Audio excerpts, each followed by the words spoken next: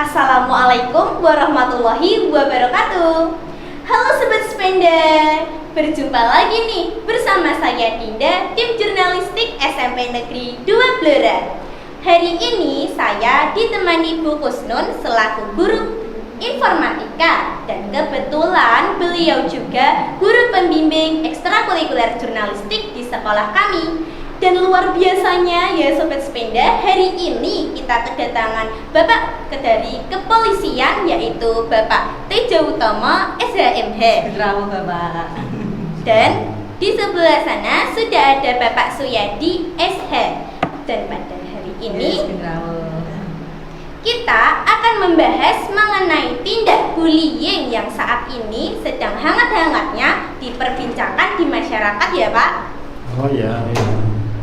Dan saya di sini ingin memberikan beberapa pertanyaan yang berkaitan dengan kasus bullying yang sedang hangat-hangatnya diperbincangkan. Kalian pasti ingin tahu kan? Yuk simak terus. Bapak, bisa dijelasin nih ya, apa sih kasus bullying yang saat ini nih sedang hangat-hangatnya diperbincangkan, dan contoh-contohnya perbuatan apa saja yang termasuk dalam kasus bullying? Oh ya, terima kasih ya. Kami dari Kepolisian Polres Blora ya akan menjelaskan tentang bullying yang saat ini lagi viral ya. Iya, Pak. Di mana perlu diketahui bahwa bullying itu adalah segala bentuk penindasan atau perbuatan kekerasan yang dilakukan oleh seseorang atau kelompok ya kepada seseorang yang dilakukan terus-menerus ya, yang bertujuan untuk menyakiti. Itu adalah dari arti dari bullying tadi. Kemudian dari tindakan bullying itu adalah kekerasan itu berupa mungkin pemukulan, ya kan, mencubit, ya, menendang, seperti itu, menendang, memukul. Kemudian apalagi kira-kira ada lagi enggak? Seperti dengan menggunakan alat juga termasuk melakukan kekerasan, mungkin dengan kalau anak sekolah dengan penggaris, atau mungkin dengan pulpen, dengan mencubit atau menusukkan. Nah, di situ. Bahkan kalau kita itu memanggil nama teman kita dengan nama orang tua termasuk itu ya Pak? Itu yang sering terjadi Pak di sekolah kita Kak. Iya, Jadi sering memanggil nama temannya dengan nama yang tidak disukai atau nama-nama panggilan orang tua. Ini juga termasuk tidak dibolehkan di dalam KUHP, itu bisa masuk di pasal 335. KUHP pasal 335. 335. Iya. Nah, itu perlu diperhatikan itu. Ya. Jadi termasuk membuli ya Pak Iya, ya. jadi membuat perasaan tidak menyenangkan Tidak terhadap nyaman. seseorang itu bisa dipidanakan. Dipidana. Nah, itu Dinda ini yang perlu ya. harus kita bisa. Termasuk tadi dia memanggil seseorang dengan nama orang tuanya, padahal Iya, yang dipanggil kan tentunya tidak suka. Iya, betul.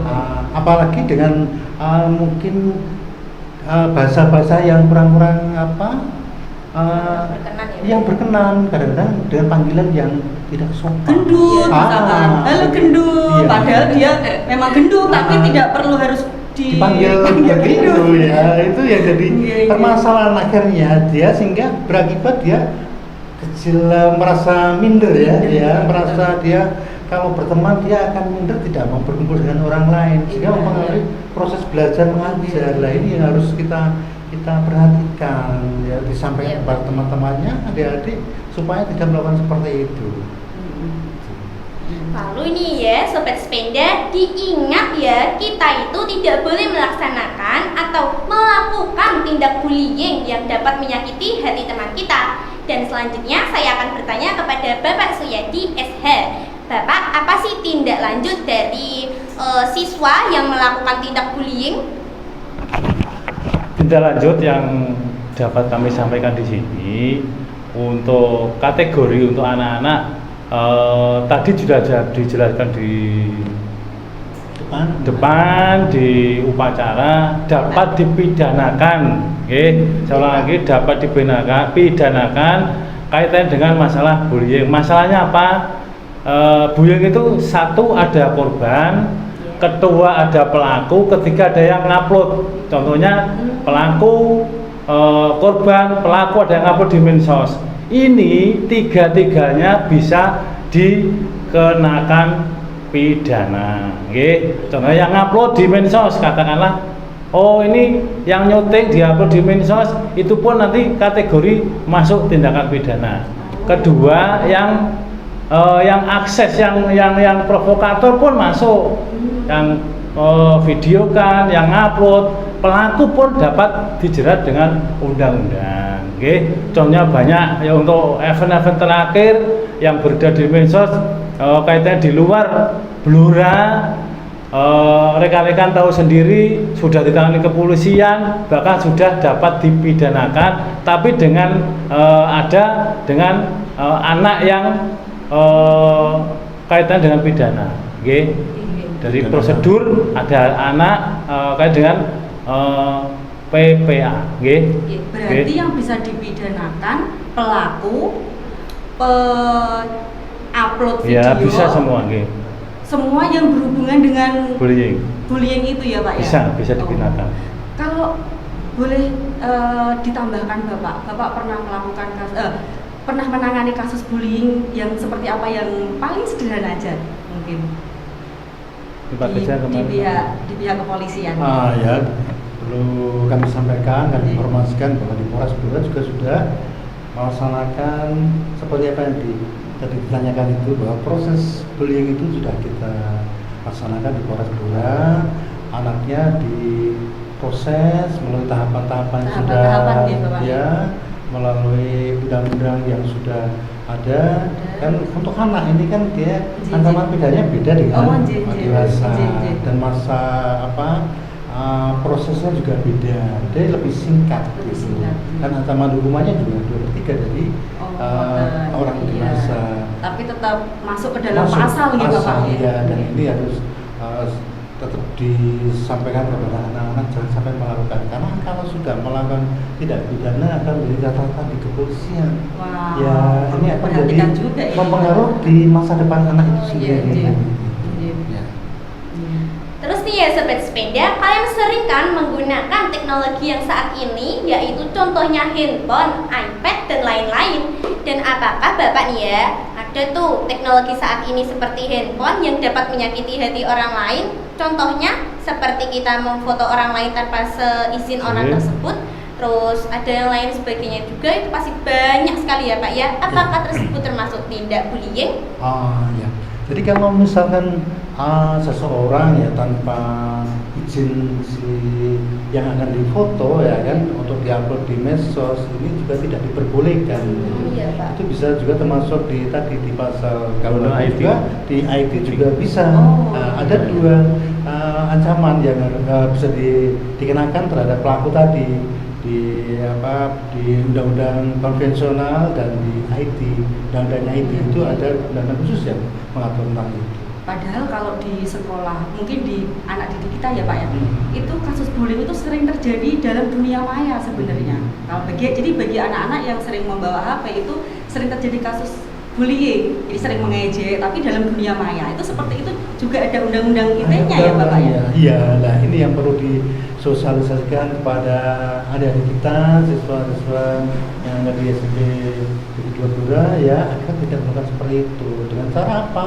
Ya tentunya dengan membatasi pemakaian HP, kemudian mungkin dalam suatu saat tertentu bisa diperiksa di dalam HP-nya itu apakah dia melaksanakan bullying atau mungkin dia foto-foto, dia mengumpulin video atau foto yang tidak pas dalam kategori umurnya dia, mungkin foto-foto yang nggak normal, yang harusnya untuk dewasa tapi dia simpan. Lah ini juga akan mengaruhi proses dia berpikir dan belajar mengajar. Satu pertanyaan penutup Bapak, untuk orang tua yang ada di rumah, bagaimana tipsnya untuk orang tua agar anak-anak di rumah bisa tercegah dari kasus bullying? Oh ya, kami dari kepolisian Polres Blora yang mengimbau kepada orang tua, kepada semua orang tua untuk tetap waspada apabila memberi kepercayaan kepada anak ini, apalagi masih di bawah umur ya, Umur. di anak-anak SMP misalkan, dia dibatasi dalam penggunaan HP-nya itu. Jadi pada saat-saat tertentu saja, jangan setiap hari dia diberikan HP, memegang HP sehingga sulit untuk mengontrol, ya kan? Tapi kalau dia diberikan waktu khusus mungkin setelah belajar ngajar, mungkin sore hari, dan harus ditungguin, ditemani sekali-kali. Ya apa yang dia lihat, apa yang dia upload, apa yang dia foto diperiksa supaya itu kalau boleh Bapak. Kadang itu orang tua ada yang mengeluh tidak boleh melihat pin HP itu kadang orang tua seperti itu kadang Itu yang yang jadi dikeluhkan kendala. orang tua, nggih password tidak diperkenankan orang tua untuk melihat. Ini yang harus bisa ditanamkan kepada anak-anak untuk terbuka Terbuka, dengan Cik. orang tua bahwa pendidikan anak ini tidak 100% tanggung jawab anak sekolah, di sekolah saja, Cik. itu juga tanggung Betul jawab orang sekali. tua. Iya, terima Mudah-mudahan ke kasih. depan anak-anak kita terhindar dari bullying Amin. dan menjadi anak-anak yang cerdas, berguna dan Iya. untuk masyarakat bangsa dan negara. Cik.